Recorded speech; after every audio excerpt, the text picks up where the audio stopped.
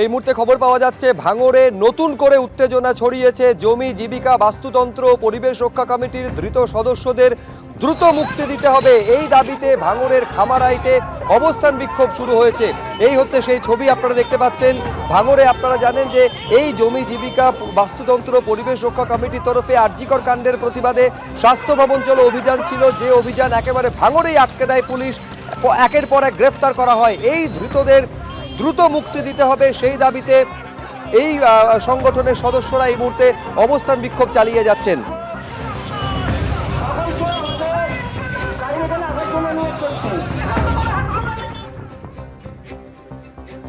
এবার নদিয়া রানাঘাটের ছবি আপনাদের সামনে রাখবো, যেখানে মণ্ডল সভাপতি নির্বাচনকে কেন্দ্র করে তুলকালাম পরিস্থিতি তৈরি হয়েছে। জেলা বিজেপির কার্যালয়ে ভাঙচুর পর্যন্ত হয়েছে। বিজেপির মণ্ডল সভাপতি নির্বাচনকে ঘিরে বিজেপির যে গোষ্ঠীদ্বন্দ্ব তা একেবারে প্রকাশ্যে চলে এসেছে। এই হচ্ছে সেই ছবি। টাকার বিনিময়ে মণ্ডল সভাপতি নির্বাচনের অভিযোগ বিজেপির কর্মীদের একাংশের, যদিও অপর গোষ্ঠী এই অভিযোগ পুরোপুরি অস্বীকার করেছে।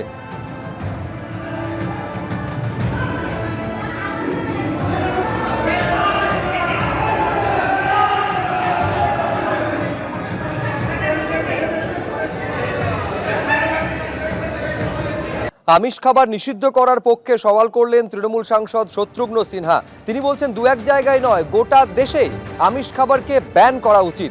এখন প্রশ্ন উঠছে, কে কি খাবার খাবেন না খাবেন সেটা তৃণমূল সাংসদ শত্রুঘ্ন সিনহা ঠিক করে দেবেন। তার মন্তব্যের সমালোচনা শুরু হয়েছে বিভিন্ন মহলে।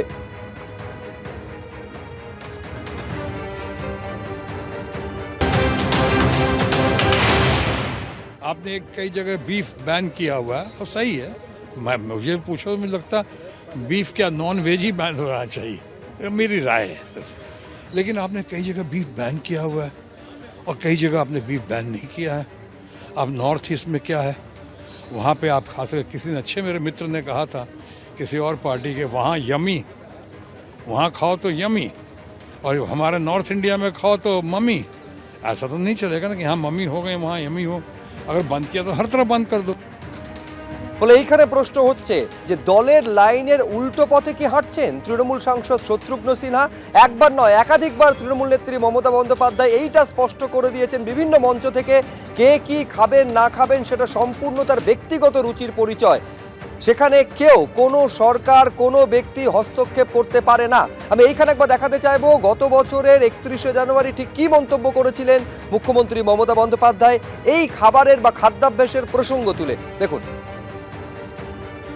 ইলেকশনে জিতেই সব ডিমের দোকান বন্ধ বিজেপি রাজ্যে, সব ডিমের দোকান বন্ধ, কেউ ডিম খাবে না। কে কি খাবে তার নিজের ব্যাপার।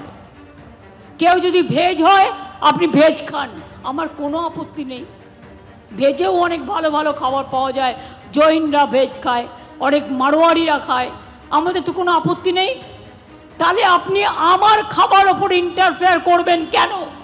বলছে মাছের দোকান বন্ধ, ডিমের দোকান বন্ধ, মাংসের দোকান বন্ধ।